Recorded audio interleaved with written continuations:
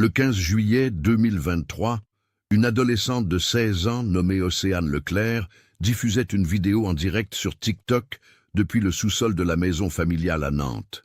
Elle explorait les pièces avant le déménagement prévu pour la semaine suivante, montrant à ses 43 000 abonnés les recoins poussiéreux de cette demeure du quartier d'Oulon où elle avait grandi. Personne n'aurait pu imaginer que cette diffusion apparemment banale allait résoudre l'une des disparitions les plus troublantes de la région nantaise. 16 ans plus tôt, 3 enfants avaient disparu sans laisser la moindre trace.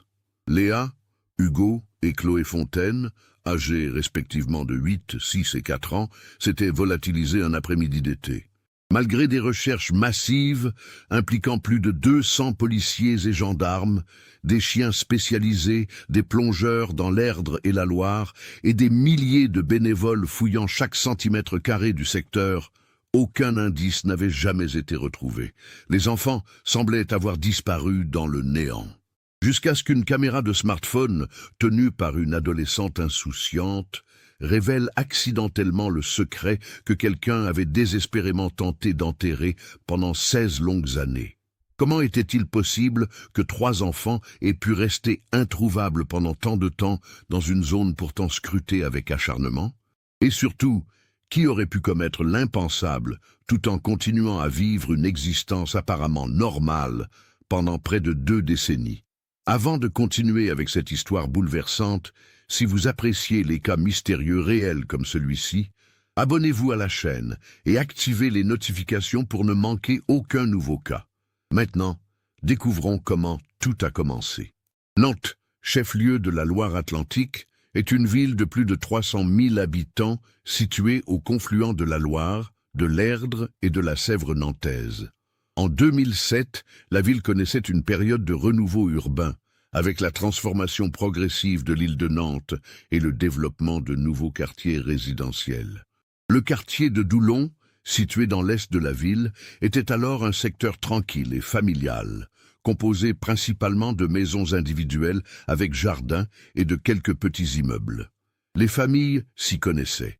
Les enfants jouaient ensemble dans les rues calmes bordées d'arbres et la vie s'écoulait au rythme paisible d'une banlieue résidentielle ordinaire. La famille Fontaine incarnait parfaitement cette normalité rassurante. Mathieu Fontaine, 34 ans, travaillait comme technicien supérieur chez Airbus à Bouguenais, sur le site de l'aéroport Nantes-Atlantique. Aurélie, sa femme de 32 ans, était infirmière à l'hôpital Laennec, spécialisée en pédiatrie. Leurs 3 enfants représentaient leur fierté et leur bonheur. Léa, l'aînée de 8 ans, venait de terminer sa 2e année de primaire à l'école Jules Verne. C'était une fillette vive et curieuse, passionnée par les livres et les animaux. Hugo, 6 ans, était en grande section de maternelle. Énergique et sociable, il adorait le football et passait des heures à jouer dans le jardin. La petite Chloé, 4 ans, était la Benjamine adorée de la famille, une enfant joyeuse aux boucles châtain clair qui ne quittait jamais sa peluche préférée, un lapin en tissu bleu qu'elle appelait Caramel. Les Fontaines habitaient une maison mitoyenne de la rue Victor Hugo, une voie résidentielle typique du quartier bordée de pavillons construits dans les années 90. Leur maison, avec sa façade en briques rouges et son petit jardin fleuri, était identique à une dizaine d'autres sur la même rue. Le dimanche, Mathieu lavait sa Renault de Mégane gris métallisé garée devant le portail. Aurélie entretenait avec soin les rosiers qu'elle avait plantés le long de l'allée. Les enfants jouaient au badminton sur la pelouse ou faisaient du vélo sur le trottoir. Une vie banale, ordinaire, rassurante dans sa prévisibilité. Vincent Leclerc, le frère cadet d'Aurélie, vivait à seulement 3 kilomètres de là, dans une maison plus ancienne du quartier Malakoff. À 30 ans, Vincent travaillait comme dessinateur-projeteur dans un bureau d'études techniques spécialisé dans le bâtiment. Célibataire depuis sa séparation d'avec Mélanie Garnier 2 ans auparavant, ils partageaient la garde de leur fille unique, Océane, alors âgée de 3 ans. C'était un homme méticuleux, perfectionniste dans son travail, apprécié de ses collègues pour sa fiabilité et sa discrétion. Physiquement, Vincent était de taille moyenne, mince, avec des cheveux châtains toujours soigneusement coiffés et des lunettes à monture rectangulaire qui lui donnaient un air studieux. Les relations entre Vincent et sa sœur Aurélie avaient toujours été proches. Ayant perdu leurs parents dans un accident de voiture en 1999, alors qu'Aurélie avait 24 ans et Vincent 22 ans, ils s'étaient soutenus mutuellement pendant cette période douloureuse. Vincent était un oncle attentionné, toujours disponible pour garder ses neveux et nièces. Les enfants adoraient passer du temps chez lui, car il leur laissait regarder des dessins animés plus longtemps que leurs parents et leur préparait des crêpes au Nutella le mercredi après-midi. Sa maison, une bâtisse en pierre des années 30 avec un grand jardin en friche, était devenue un lieu d'aventure pour Léa, Hugo et Chloé, qui aimaient explorer le cabanon au fond du terrain et jouer à cache-cache dans les recoins poussiéreux du sous-sol. L'été 2007 s'annonçait particulièrement chaud. Les températures avaient dépassé les 30 degrés plusieurs jours consécutifs, et les familles nantaises cherchaient la fraîcheur où elles le pouvaient. Aurélie avait pris une semaine de congé en juillet pour s'occuper des enfants pendant les vacances scolaires, tandis que Mathieu continuait de travailler, profitant de ses congés annuels en août pour emmener toute la famille en Vendée, comme chaque année depuis la naissance de Léa. Le mardi 10 juillet 2007 était une journée caniculaire. Dès 7 heures du matin, le thermomètre affichait déjà 24 degrés.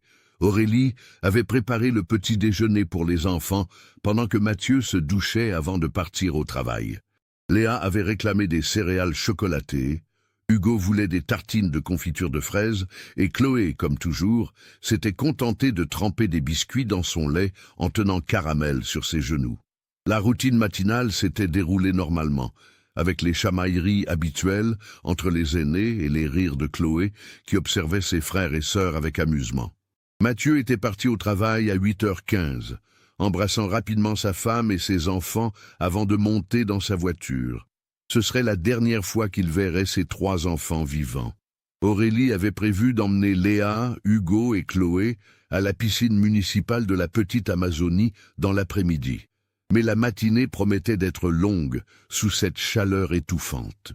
Vers 10h30, alors qu'elle finissait de ranger la cuisine et que les enfants se disputaient la télécommande du salon, son téléphone portable avait sonné. C'était Vincent. « Salut Aurélie, comment ça va? Il fait une de ces chaleurs, non? Écoute, je me disais que si tu voulais, je pourrais prendre les petits cet après-midi.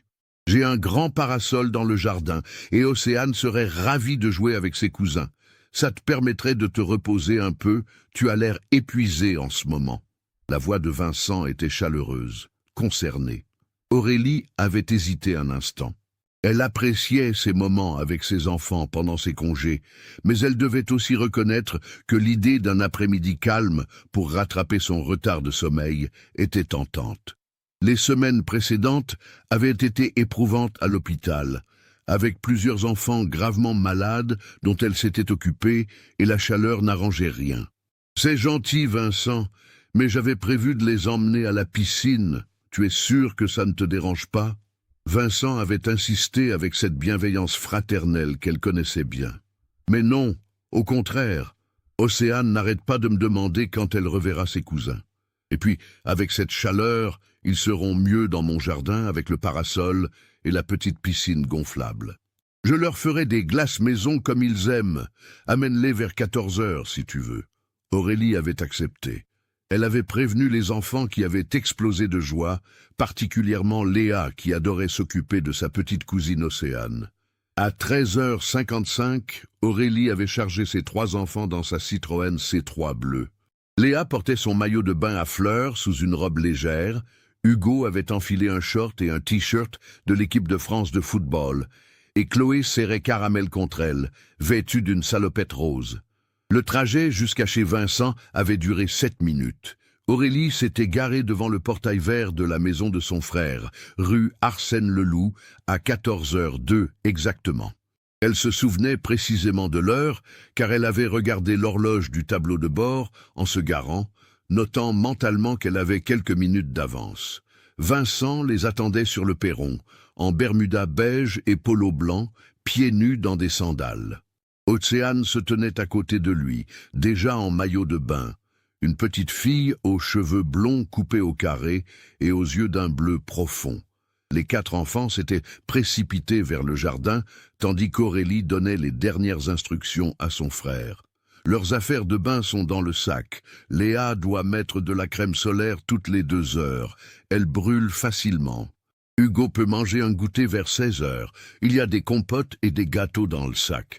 Chloé ne doit pas boire trop vite quand elle a chaud, sinon elle a mal au ventre. Et surtout, ne les laisse pas jouer près du cabanon. Il y a des outils rouillés là-bas. Vincent avait souri avec patience. « T'inquiète pas, grande sœur, ce n'est pas la première fois que je les garde. File te reposer, tu as une mine de papier mâché. » Aurélie l'avait embrassé sur la joue, avait crié un dernier « Soyez sages les enfants » dans le jardin, puis était remontée dans sa voiture. En repartant, elle avait jeté un dernier coup d'œil dans le rétroviseur et avait vu Vincent refermer le portail derrière elle. Il était 14h07. C'était la dernière fois qu'elle verrait ses enfants. Le reste de l'après-midi s'était écoulé paisiblement pour Aurélie. Elle avait fait quelques courses à l'hypermarché de Doulon, était rentrée ranger les provisions, avait regardé les informations à la télévision tout en pliant du linge. Vers 17h45, elle avait appelé Vincent pour savoir si elle pouvait venir récupérer les enfants. Le téléphone avait sonné longuement avant que son frère ne décroche, la voix légèrement essoufflée. « Salut !»« Oui, bien sûr. Tu peux venir quand tu veux. Les petits ont bien profité, ils sont un peu fatigués par la chaleur. » Aurélie avait trouvé le ton de Vincent un peu étrange, comme tendu, mais elle n'y avait pas prêté attention sur le moment. Elle était arrivée chez son frère à 18h05. Le portail était entrouvert, ce qui était inhabituel. Vincent était nerveux, les mains dans les poches, le regard fuyant. Avant même qu'Aurélie ne pose la question, il avait lâché d'une voix tremblante. « Aurélie, je ne sais pas comment te dire ça. Les enfants, ils ont disparu. Je les ai cherchés partout, je ne les trouve plus. J'étais rentré dans la maison pour préparer le goûter, et quand je suis ressorti, ils n'étaient plus dans le jardin. Ça fait plus d'1 heure que je les cherche. » Le monde d'Aurélie s'était effondré en une fraction de seconde. Elle s'était précipitée dans le jardin en hurlant les prénoms de ses enfants. « Léa, Hugo, Chloé !» Vincent l'avait suivi, répétant qu'il avait déjà fouillé partout, le jardin, le cabanon, la maison, le garage. Aurélie avait composé le 17 sur son portable avec des doigts tremblants. Les secours étaient arrivés 18 minutes plus tard. À 18h32, le commissariat central de Nantes était alerté d'une disparition inquiétante de 3 mineurs. Le brigadier-chef Laurent Dumas et l'officier de police judiciaire Caroline Sevestre étaient les premiers policiers arrivés sur place à 18h47. Ils avaient immédiatement sécurisé le périmètre et commencé les premières vérifications. Vincent avait raconté sa version des faits avec ce qui semblait être une sincérité absolue. Il avait laissé les 4 enfants jouer dans la petite piscine gonflable installée sous le parasol vers 15 heures. Océane était avec ses cousins. Lui-même était resté sur une chaise longue à les surveiller tout en lisant le journal. Vers 16h15, il était rentré dans la maison pour préparer le goûter. Il avait coupé des fruits, sorti des biscuits, préparé du sirop à la menthe. Cela lui avait pris environ 15 minutes. Quand il était ressorti à 16h30, Océane était seule dans le jardin, jouant avec des figurines en plastique sur la terrasse. Il lui avait demandé où étaient ses cousins. La petite fille de 3 ans avait répondu qu'ils étaient partis jouer à cache-cache. Vincent avait d'abord pensé qu'ils se cachaient dans le jardin. Il avait appelé, cherché derrière les buissons, dans le cabanon, derrière le tas de bois. Rien. Il avait ensuite fouillé toute la maison, pièce par pièce. Les enfants adoraient se cacher, mais jamais ils ne restaient silencieux aussi longtemps. L'inquiétude avait commencé à monter. Il avait ouvert le portail et avait parcouru la rue en appelant leurs prénoms. Aucune trace. Les voisins qu'il avait interrogés n'avaient rien vu. Il était alors 17 heures passées. C'est à ce moment qu'il avait vraiment paniqué et avait continué à chercher désespérément jusqu'à l'appel d'Aurélie. Les policiers avaient interrogé Océane avec la douceur nécessaire pour une enfant de cet âge. La petite fille, intimidée par les uniformes, s'était réfugiée dans les bras de son père. D'une petite voix hésitante, elle avait confirmé que Léa, Hugo et Chloé étaient allés jouer à cache-cache. Ils ont dit qu'ils allaient se cacher et que je devais compter jusqu'à 100. Mais je ne sais pas compter jusqu'à 100. Alors j'ai compté jusqu'à 10 et après j'ai joué avec mes jouets parce qu'ils ne revenaient pas. Les policiers avaient demandé si elle avait vu dans quelle direction ils étaient partis. Océane avait secoué la tête. Je comptais avec les mains sur les yeux. À 19h15, Mathieu Fontaine avait reçu l'appel le plus terrible de sa vie. Il avait quitté immédiatement le site d'Airbus et était arrivé chez Vincent 27 minutes plus tard, ayant traversé Nantes à une vitesse dangereuse. Le dispositif de recherche s'était massivement déployé. Le commissaire divisionnaire Philippe Arnaud avait pris personnellement la direction des opérations. À 20h, plus de 40 policiers et gendarmes ratissaient le secteur. Des équipes cynophiles, avec des chiens spécialisés dans la recherche de personnes, avaient été déployées. Les maîtres chiens avaient fait sentir aux animaux des vêtements appartenant aux enfants Fontaine.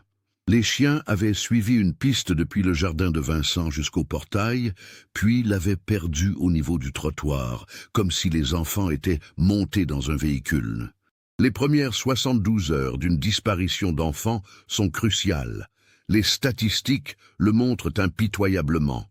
Passé ce délai, les chances de retrouver les disparus vivants diminuent drastiquement. Les enquêteurs le savaient. Les parents Fontaine aussi, même s'ils refusaient d'y croire. Le mercredi 11 juillet au matin, le dispositif de recherche avait encore été amplifié.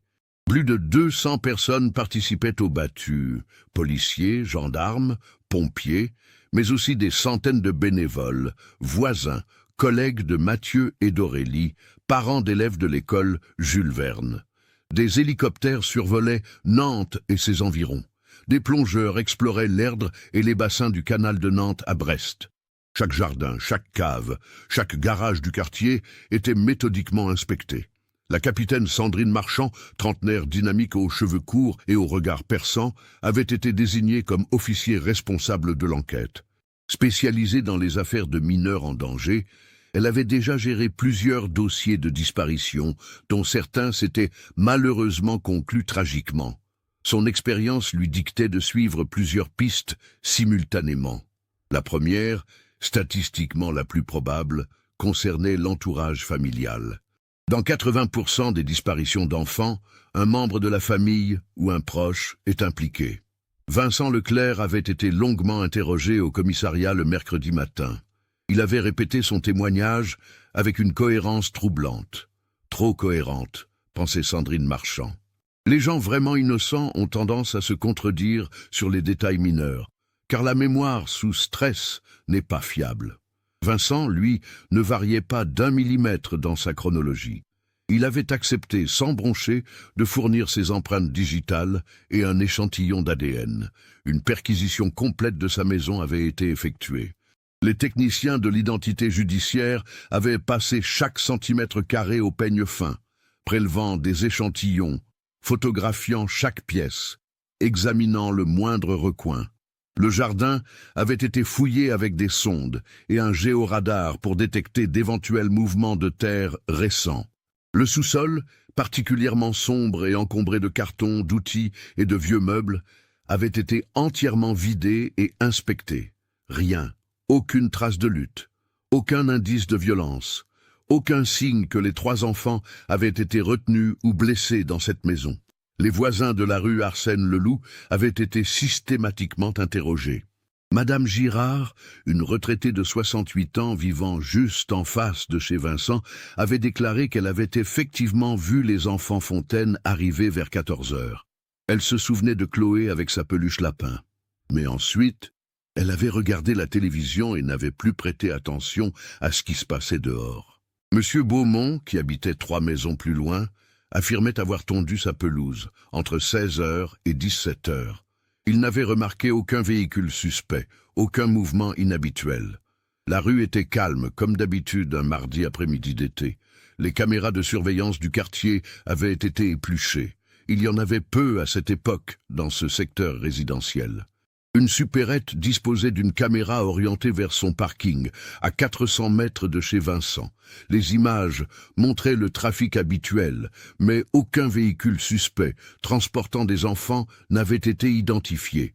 Les péages autoroutiers, les gares, l'aéroport avaient été alertés. Des photos de Léa, Hugo et Chloé avaient été diffusées massivement dans les médias. Le numéro vert dédié à l'enquête recevait des dizaines d'appels par jour, mais aucun ne menait à une piste concrète. Mathieu et Aurélie Fontaine vivaient un cauchemar éveillé. Leur maison de la rue Victor Hugo était devenue le centre d'une attention médiatique intense qu'ils n'avaient jamais demandée. Des journalistes campaient devant leur portail. Des équipes de télévision sollicitaient des interviews. Le jeudi 12 juillet, ils avaient accepté de participer à un appel à témoins diffusé au journal télévisé de 20h sur France 2. Aurélie, le visage ravagé par les larmes et l'insomnie, avait supplié quiconque savait quelque chose de se manifester. Mes bébés ont 8, 6 et 4 ans. Ils ont besoin de leurs médicaments, de leurs repères, de leur maman. Si quelqu'un les a vus, si quelqu'un sait où ils sont, je vous en supplie, contactez la police. Nous ne vous en voudrons pas, nous voulons juste qu'ils reviennent. Mathieu, tenant la main de sa femme, était resté silencieux, la mâchoire serrée, les yeux rougis. Vincent avait également participé à cet appel. Il avait regardé la caméra avec une intensité déchirante et avait déclaré « Je me sens terriblement responsable. J'aurais dû mieux les surveiller. Je m'en veux chaque seconde. Léa, Hugo, Chloé, si vous m'entendez, si quelqu'un vous retient, sachez que toute votre famille vous cherche. Nous ne vous abandonnerons jamais. » Sa voix s'était brisée sur les derniers mots. La France entière avait été émue par ces images. Comment ne pas l'être face à 3 enfants disparus et à une famille détruite? Mais la capitaine Marchand gardait son professionnalisme intact. Elle avait noté que Vincent Leclerc avait pleuré devant les caméras, mais qu'aucune larme n'avait réellement coulé. Les gens sous le choc peuvent avoir du mal à pleurer, certes, mais quelque chose la dérangeait dans l'attitude de cet oncle, apparemment dévasté. Elle avait ordonné une surveillance discrète de ses déplacements et de ses communications téléphoniques. Pendant 2 semaines, Vincent avait été suivi. Il allait travailler, rentrer chez lui, s'occupait de sa fille. Rien de suspect. Ses relevés téléphoniques ne montraient aucun contact inhabituel. Une autre piste avait été explorée, celle d'un enlèvement par un prédateur sexuel. Le fichier des délinquants sexuels connus avait été passé au crible. Tous les individus résidant dans un rayon de 50 km autour de Nantes et ayant des antécédents pour des faits concernant des mineurs avaient été contrôlés et interrogés. Leurs emplois du temps, le 10 juillet, avaient été vérifiés. Aucune piste sérieuse n'avait émergé. Les profileurs de l'Institut de recherche criminelle de la Gendarmerie nationale avaient été consultés. Leur analyse suggérait que si enlèvement il y avait eu, le ravisseur connaissait probablement les enfants et leur environnement. Un inconnu aurait eu du mal à attirer 3 enfants simultanément sans que cela alerte les voisins ou laisse des traces. Le mois de juillet s'était achevé sans aucune avancée. Août était arrivé. Les médias commençaient à espacer leur couverture du cas. D'autres actualités prenaient le relais. Mais pour Mathieu et Aurélie Fontaine, chaque jour était une torture. Comment continuer à vivre normalement quand vos 3 enfants ont disparu? Comment aller travailler, faire les courses, dormir, quand vous ne savez pas si vos petits sont vivants ou morts, affamés ou blessés, terrorisés ou... Le cerveau se protège en refusant d'imaginer le pire. Mais le pire s'impose quand même, la nuit dans les cauchemars. La rentrée scolaire de septembre 2007 avait été un moment particulièrement cruel. Léa aurait dû entrer en CE2. Sa place était restée vide dans la classe de Madame Renaud à l'école Jules Verne. Hugo aurait dû faire sa première rentrée en CP. Les parents d'élèves avaient organisé une chaîne humaine devant l'école, tenant des photographies des 3 enfants disparus. Aurélie n'avait pas pu supporter de voir ça. Elle était restée prostrée chez elle, sous anxiolytiques, incapable de sortir de son lit. Mathieu essayait de tenir. Il était retourné travailler chez Airbus début septembre sur les conseils de son médecin qui lui avait expliqué qu'une routine pourrait l'aider. Mais comment se concentrer sur des schémas techniques et des calculs de résistance quand votre esprit est hanté par les visages de vos enfants? Ses collègues marchaient sur des œufs autour de lui. Personne ne savait quoi dire. Les regards compatissants étaient aussi douloureux que le silence gêné. Le couple Fontaine commençait à se fissurer. La douleur est un acide qui ronge tout, même l'amour. Aurélie reprochait à Mathieu de ne pas montrer assez d'émotion, de retourner au travail comme si de rien n'était. Mathieu reprochait à Aurélie d'avoir confié les enfants à Vincent ce jour-là, même si cette accusation était profondément injuste et qu'il le savait. Ils se parlaient à peine, chacun s'enfermait dans sa douleur, incapable de réconforter l'autre. Vincent Leclerc, de son côté, semblait porter le poids du monde sur ses épaules. Il continuait à travailler, mais ses collègues remarquaient qu'il avait perdu du poids, qu'il semblait constamment préoccupé. Il évitait les contacts sociaux.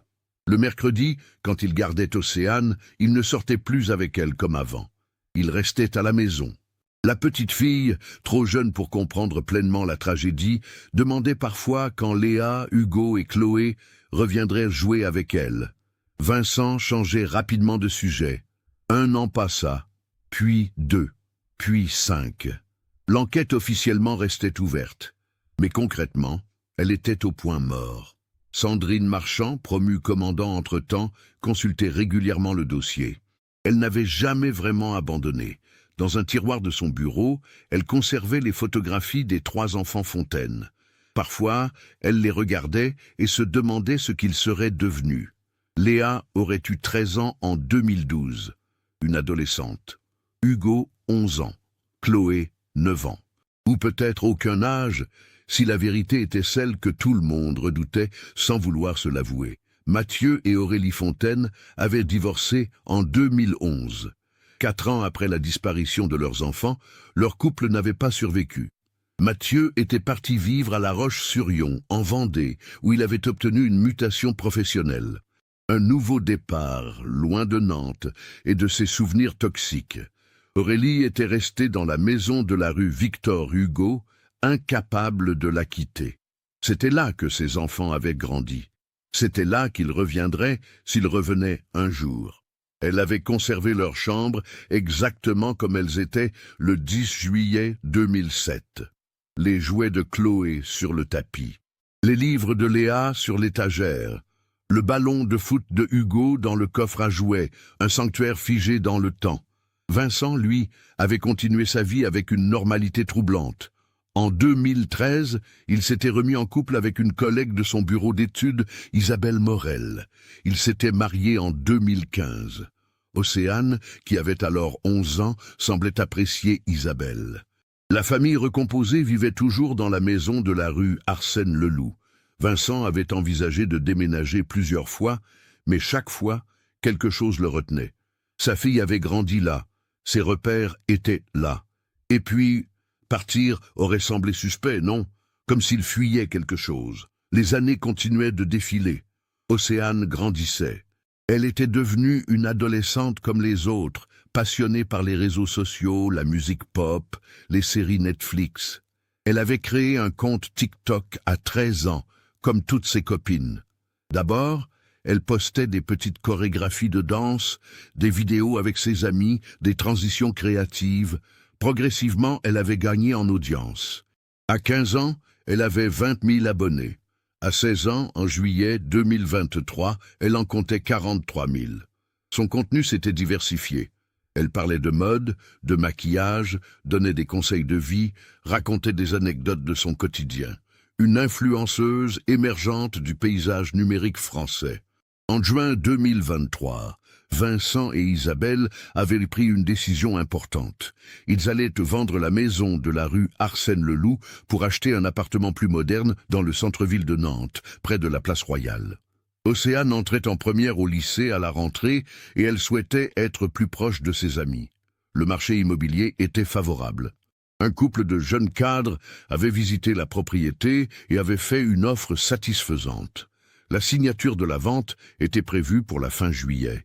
Il fallait donc vider la maison, trier des années d'accumulation d'objets, de souvenirs, de bric-à-brac. Le samedi 15 juillet 2023, Océane avait décidé de faire une série de vidéos TikTok sur le thème « Dernier moment dans ma maison d'enfance ». Elle voulait montrer à ses abonnés les pièces qu'elle quittait, raconter des souvenirs, créer un contenu émotionnel et authentique. Elle avait filmé sa chambre, le salon, le jardin. Puis, vers 16h30, elle était descendue au sous-sol avec son smartphone. Le sous-sol de la maison de la rue Arsène-Leloup n'était pas aménagé. C'était un espace brut de 3 pièces communicantes. Un grand espace central d'environ 40 mètres carrés qui servait de débarras. Une petite buanderie avec un vieux lave-linge et un chauffe-eau et une cave à vin minuscule où Vincent stockait quelques bouteilles. Les murs étaient en pierre apparente, le sol en béton irrégulier. Le plafond bas était traversé de tuyaux et de câbles électriques apparents. Une unique ampoule nue pendait au centre de la pièce principale, diffusant une lumière blafarde. L'endroit sentait l'humidité et le renfermait. Océane avait lancé une diffusion en direct sur TikTok. Elle tenait son téléphone en mode selfie, commentant ce qu'elle filmait pour ses spectateurs. « Salut tout le monde, donc là je suis dans le sous-sol glauque de ma maison. Franchement, ça fait hyper film d'horreur, regardez un peu cette ambiance. » Elle avait fait un panoramique de la pièce. Des cartons empilés, des vélos rouillés, un vieux réfrigérateur hors service, des étagères chargées de pots de peinture et d'outils. Mon père gardait tout ici. C'est incroyable. On va trouver des trucs complètement oubliés, j'en suis sûr. Vous êtes prêts pour une exploration urbex version sous-sol familial? Les commentaires défilaient en direct sur l'écran. Des émojis de fantômes, des « attention aux araignées », des « trop cool ton contenu ». Océane se promenait entre les cartons, ouvrant certains au hasard. « Oh, regardez mes vieux jouets de quand j'avais genre 5 ans, un nounours trop mignon ». Elle avait montré l'animal en peluche défraîchi à la caméra. Plus de 2000 personnes suivaient la diffusion en temps réel, un chiffre élevé pour Océane. Elle avait continué son exploration, s'approchant du fond du sous-sol.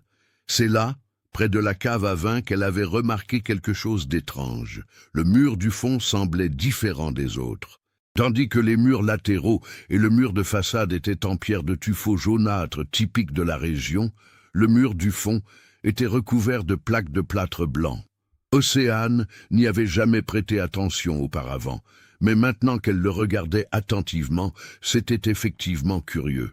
Tiens, bizarre ce mur, non? Il est différent des autres. On dirait qu'il a été ajouté après. Peut-être que mon père a fait des travaux à un moment? Un spectateur nommé Archistudent414 avait posté un commentaire qui allait tout changer. Attends, ça me semble louche. Recule un peu et filme l'ensemble du sous-sol. Océane, intriguée, avait fait ce que le spectateur demandait. Elle s'était reculée jusqu'à l'escalier et avait filmé le sous-sol dans son ensemble. Archistudent44 avait alors écrit « Je suis étudiant en architecture. Il y a un problème avec les dimensions. Depuis l'extérieur, ta maison fait au moins 12 mètres de profondeur, mais ton sous-sol semble faire seulement 9 mètres. Il manque 3 mètres. Ce mur en plâtre cache quelque chose. » D'autres spectateurs avaient immédiatement réagi. « Waouh, bien vu !» Il y a peut-être une pièce cachée. Océane, tape sur le mur. Tu vas voir si c'est creux. L'adolescente, amusée par cette chasse au trésor improvisé, s'était approchée du mur en plâtre. Elle avait frappé dessus avec son poing. Le son était effectivement différent, plus creux, plus sourd que celui des murs en pierre. Oh purée, vous avez raison. Ça sonne vraiment bizarre. Vous pensez qu'il y a une pièce secrète derrière, genre un truc de contrebandier du 19e siècle. La diffusion comptait maintenant plus de 3000 spectateurs. Les commentaires s'enchaînaient frénétiquement. Océane, prise par l'excitation du moment et encouragée par son audience, avait décidé d'en avoir le cœur net. Elle avait trouvé un vieux marteau dans la caisse à outils de son père, et sous les encouragements virtuels de ses abonnés, elle avait commencé à taper sur le plâtre. La première plaque s'était fissurée facilement, révélant un vide noir derrière. Oh mon Dieu! Il y a vraiment un espace, c'est dingue. Elle avait agrandi le trou, retirant les morceaux de plâtre avec ses mains. Derrière, il y avait une ossature en bois et effectivement un espace vide. Océane avait braqué la lampe de son téléphone dans l'ouverture. Ce qu'elle avait vu l'avait fait hurler et lâcher son téléphone. L'écran avait filmé quelques secondes le plafond du sous-sol dans un angle chaotique, tandis qu'on entendait Océane sangloter et crier de manière incompréhensible. Puis la diffusion s'était brusquement interrompue. Les 3000 spectateurs étaient restés interdits. Qu'avait-elle vu? Les captures d'écran de la diffusion commençaient déjà à circuler sur Twitter et Reddit. Dans les quelques images floues juste avant que le téléphone ne tombe, certains internautes juraient avoir aperçu des formes inquiétantes dans l'obscurité derrière le mur. Des vêtements? Des os? Impossible d'être certain, l'image était trop brève et trop sombre. Océane avait remonté l'escalier en courant, hystérique. Sa belle-mère Isabelle, qui préparait le dîner dans la cuisine, l'avait entendue hurler. « Maman, maman, il y a, dans le sous-sol, des... je ne sais pas, il faut appeler la police. » Vincent, qui lisait le journal dans le salon, avait immédiatement pâli. Il s'était levé d'un bond. « Quoi? De quoi tu parles? Qu'est-ce que tu as fait ?» Sa voix était dure, presque agressive. Océane, en larmes, tremblante, avait essayé d'expliquer, mais les mots se bousculaient. Isabelle avait fini par composer le 17. Les pompiers et la police étaient arrivés à 17h42 rue Arsène Leloup. Le lieutenant Karim Benali, de la brigade criminelle de Nantes, avait été le premier officier à descendre dans le sous-sol. Accompagné de 2 pompiers équipés de lampes torches puissantes, il s'était approché du trou béant dans le mur de plâtre. Ce qu'il avait découvert allait le hanter pour le reste de sa carrière. Dans l'espace confiné derrière le faux mur, dans ce qui ressemblait à un réduit d'environ 2 mètres sur 1,50 m, reposaient 3 petits squelettes. Les ossements étaient partiellement recouverts de lambeaux de tissu décomposés. À proximité, un lapin en peluche bleue, miraculeusement intact malgré les années. Karim Benali était ressorti du sous-sol, livide. Il avait immédiatement sécurisé les lieux et appelé le procureur de la République. À 18h30, toute la rue Arsène Leloup était bouclée. Des rubans de police jaunes et noirs barraient l'accès. Des véhicules de la police technique et scientifique étaient garés en double file. Des badauds commençaient à se rassembler, curieux. Les réseaux sociaux s'enflammaient. La diffusion TikTok d'Océane avait été vue et partagée des dizaines de milliers de fois en moins d'1 heure. Les captures d'écran circulaient. Des comptes Twitter spécialisés dans les faits divers relayaient l'information. Des restes humains découverts à Nantes lors d'une vidéo TikTok en direct. Vincent Leclerc avait été interpellé immédiatement. Il n'avait opposé aucune résistance. Son visage était gris, ses mains tremblaient. Isabelle, sous le choc, ne comprenait pas ce qui se passait. Océane était en état de sidération, incapable de parler. Une équipe de soutien psychologique avait été appelée pour s'occuper d'elle. La commandante Sandrine Marchand, alertée d'urgence, était arrivée sur les lieux à 19h15. Quand on lui avait dit où les corps avaient été retrouvés et qui était le propriétaire de la maison, son sang n'avait fait qu'un tour. Elle avait immédiatement fait le lien avec le dossier qui ne l'avait jamais vraiment quitté. Les 3 enfants Fontaine. 16 ans. 16 putains d'années que ces enfants étaient là, à moins de 5 mètres de l'endroit où les enquêteurs avaient fouillé en 2007. L'autopsie des restes avait été confiée au médecin légiste en chef, le docteur Franck Delorme. Les analyses ADN avaient confirmé sans ambiguïté ce que tout le monde redoutait. Il s'agissait bien de Léa, Hugo et Chloé Fontaine. Les experts avaient déterminé que les corps étaient là depuis 16 ans environ, cohérents avec la date de leur disparition. Aucune trace de traumatisme violent n'avait été détectée sur les ossements. Pas de fracture, pas de signe de coup. La cause du décès ne pouvait être établie avec certitude après tant de temps, mais l'hypothèse privilégiée était l'asphyxie ou l'empoisonnement, méthode ne laissant pas de traces osseuses. Vincent Leclerc avait été placé en garde à vue.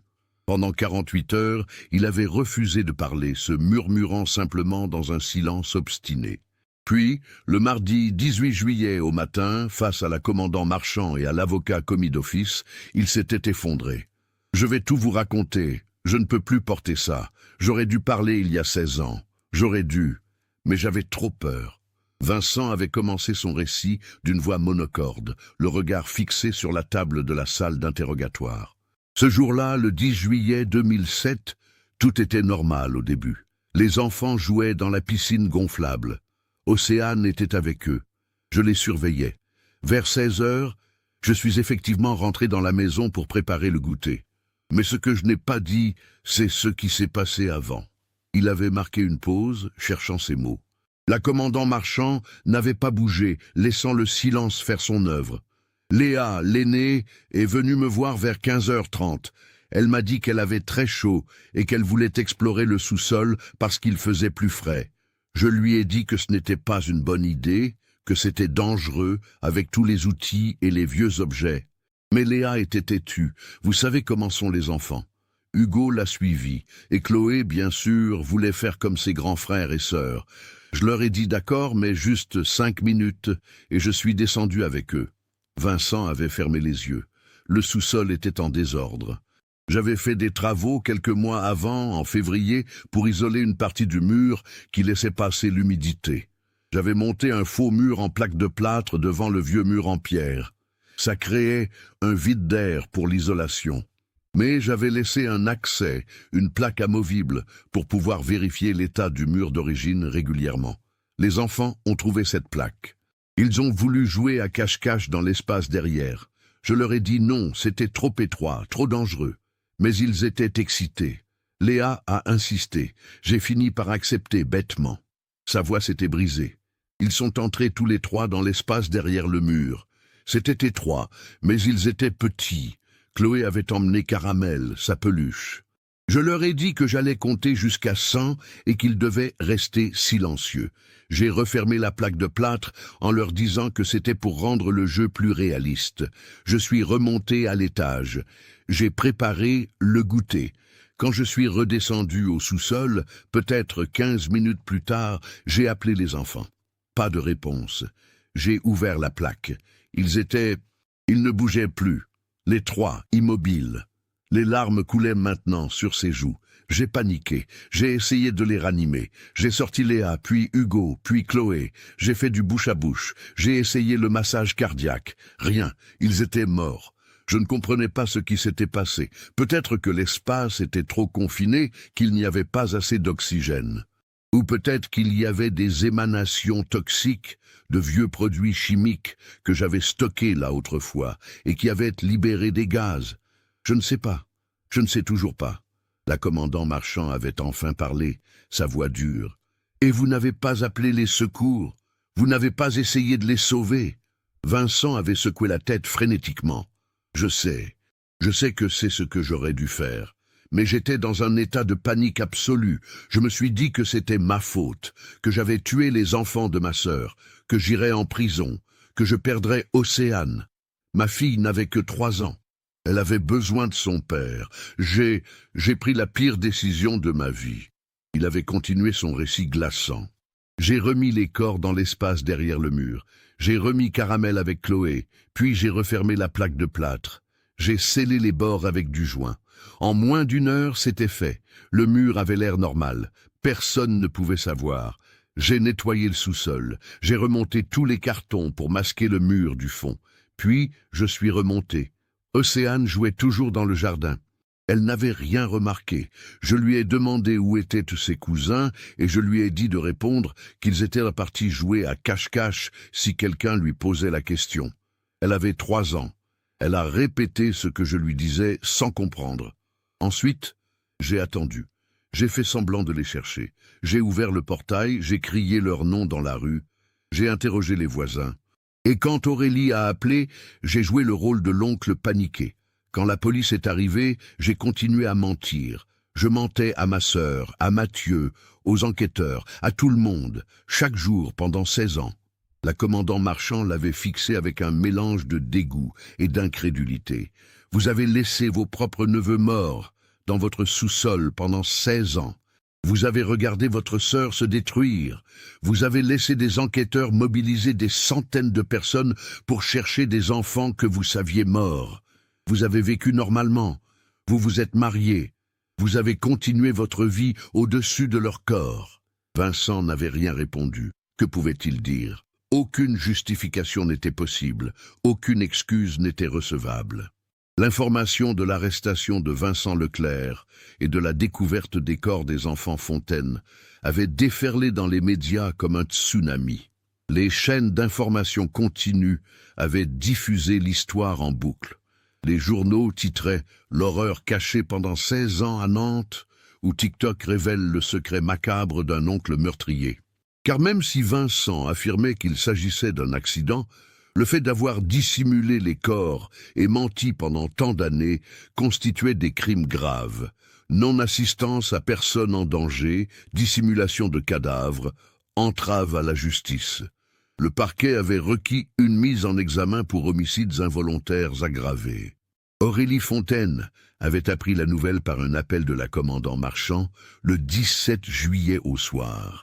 Elle était effondrée dans son salon quand les enquêteurs étaient venus la voir pour lui confirmer officiellement que les restes retrouvés étaient ceux de ses enfants.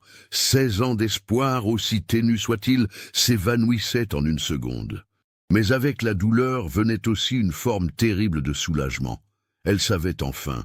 L'incertitude, cette torture quotidienne, prenait fin. Ces bébés n'avaient pas souffert longuement aux mains d'un monstre. Ils n'avaient pas été torturés, violés, terrorisés pendant des jours. C'était un accident stupide, une erreur tragique, aggravée par la lâcheté criminelle de son propre frère. Mathieu était revenu de Vendée immédiatement. Lui et Aurélie s'étaient retrouvés pour la première fois depuis des années, unis dans la douleur. Ils avaient organisé ensemble les funérailles de Léa, Hugo et Chloé. Le 26 juillet 2023, une cérémonie avait eu lieu à la cathédrale de Nantes. Des centaines de personnes étaient venues rendre hommage aux 3 enfants. Des inconnus qui avaient suivi l'affaire depuis 16 ans. Des collègues de Mathieu et Aurélie, des enseignants de l'école Jules Verne, des bénévoles qui avaient participé aux recherches en 2007. 3 petits cercueils blancs, des gerbes de fleurs blanches et roses, des sanglots étouffés dans l'assemblée. Océane Leclerc, elle, vivait un cauchemar psychologique. Elle avait découvert que son père avait caché les corps de ses cousins pendant toute sa vie. Elle était celle qui avait révélé la vérité, involontairement, par une simple vidéo TikTok. Sa diffusion, qui devait être un moment léger et nostalgique, était devenue le centre de l'une des affaires criminelles les plus médiatisées de France. Elle avait dû supprimer tous ses comptes de réseaux sociaux, submergée par les messages d'inconnus, les journalistes qui la harcelaient, les gens qui la félicitaient d'avoir révélé la vérité sans comprendre qu'elle n'avait rien fait intentionnellement et qu'elle était elle-même victime. Sa belle-mère Isabelle, sous le choc, avait demandé le divorce. La maison de la rue Arsène-Leloup, évidemment, ne serait jamais vendue. Qui voudrait acheter la maison de l'horreur de Nantes? Le procès de Vincent Leclerc s'était tenu en mars 2024 devant la cour d'assises de Loire-Atlantique. L'accusation était représentée par l'avocat général Pierre-Henri Lecomte, un magistrat réputé pour sa rigueur. La défense était assurée par maître Sylvie Blanchard, une avocate pénaliste connue, qui avait tenté l'impossible, expliquer l'inexplicable. Pendant 5 jours, les témoignages s'étaient succédé.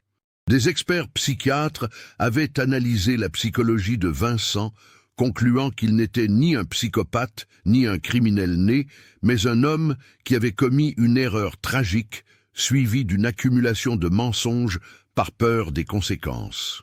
Les experts médico-légaux avaient confirmé la version de Vincent concernant la cause probable du décès. Asphyxie dans un espace confiné. Des analyses avaient révélé des traces de composés organiques volatiles dans les restes de peinture et de solvants stockés autrefois dans cet espace, qui auraient pu contribuer à une perte de conscience rapide des enfants. Cela ne disculpait pas Vincent de sa négligence et surtout de son mensonge, mais établissait qu'il n'avait probablement pas intentionnellement tué ses neveux. Aurélie avait témoigné bouleversante de dignité. Elle avait regardé son frère dans les yeux et lui avait dit « Je t'aimais, j'avais confiance en toi, tu étais mon petit frère, et pendant 16 ans, tu m'as regardé me détruire en sachant la vérité. Je ne pourrai jamais te pardonner, jamais. Tu as tué mes enfants 2 fois. Une première fois par ta négligence, une deuxième fois en les cachant et en m'empêchant de faire mon deuil. Le verdict était tombé le 22 mars 2024. Vincent Leclerc était reconnu coupable d'homicides involontaires aggravés, de non-assistance à personne en danger ayant entraîné la mort, de dissimulation de cadavres et d'entrave à la justice. La Cour l'avait condamné à 18 ans de réclusion criminelle. Quand le président de la Cour avait prononcé la sentence, Vincent n'avait pas réagi. Il était déjà mort intérieurement depuis longtemps. Il était emmené menottes au poignet vers sa cellule, où il purgerait sa peine jusqu'en 2042 au minimum, s'il obtenait une réduction de peine pour bonne conduite. Il aurait alors 58 ans. Océane en aurait 36. Peut-être viendrait-elle le voir en prison. Peut-être pas. Il ne pourrait pas lui en vouloir. La maison de la rue Arsène-Leloup avait été démolie en juin 2024 par décision de la mairie de Nantes. L'endroit était devenu un lieu morbide, attirant les curieux macabres et les créateurs de contenus sensationnalistes. Le terrain était resté vide, en attente d'un projet de construction qui tardait à voir le jour. Personne ne voulait vraiment bâtir à cet emplacement chargé de tant d'horreurs. Aurélie avait finalement quitté Nantes en septembre 2024. Elle était partie vivre près de Rennes, chez une amie d'enfance. Sa maison de la rue Victor Hugo avait été vendue. Les chambres de Léa, Hugo et Chloé avaient été vidées, leurs affaires données à des associations caritatives. Il fallait avancer, même si chaque pas était une souffrance. Elle voyait régulièrement un psychologue spécialisé dans le deuil traumatique. Certains jours étaient supportables, d'autres, elle restait au lit, incapable d'affronter le monde, mais elle tenait, pour la mémoire de ses enfants, pour ne pas laisser Vincent avoir aussi le dernier mot sur sa propre vie. Mathieu était retourné à La Roche-sur-Yon. Il s'était remarié en 2025 avec une enseignante prénommée Claire. Ils n'auraient pas d'enfants ensemble, par choix de Mathieu. Il ne pouvait pas envisager de remplacer Léa, Hugo et Chloé. Mais il avait trouvé une forme d'apaisement dans cette nouvelle relation. Claire respectait son passé, sa douleur, sans chercher à la minimiser ou à la guérir trop vite. Certains chagrins ne guérissent jamais vraiment. On apprend juste à vivre avec. Océane avait repris ses études après avoir passé 1 an en suivi psychologique intensif. Elle avait intégré une école d'infirmière à Rennes, voulant donner un sens à sa vie en aidant les autres. Elle ne parlait jamais publiquement de ce qui s'était passé. Quand des journalistes tentaient de la contacter pour des interviews ou des documentaires, elle refusait systématiquement. Son histoire n'était pas un divertissement. C'était une tragédie qui avait détruit plusieurs vies, dont la sienne. Elle n'avait jamais remis les pieds à Nantes. La ville était devenue synonyme de cauchemar. Ce cas nous montre comment un instant de négligence et surtout la peur des conséquences peuvent transformer un accident tragique en horreur prolongée pendant des décennies. Vincent Leclerc n'était pas un monstre au sens classique, mais sa lâcheté et son égoïsme ont causé des souffrances incommensurables. Il a choisi de protéger sa propre existence plutôt que d'assumer la responsabilité de ses actes, condamnant toute une famille à 16 ans d'incertitude déchirante.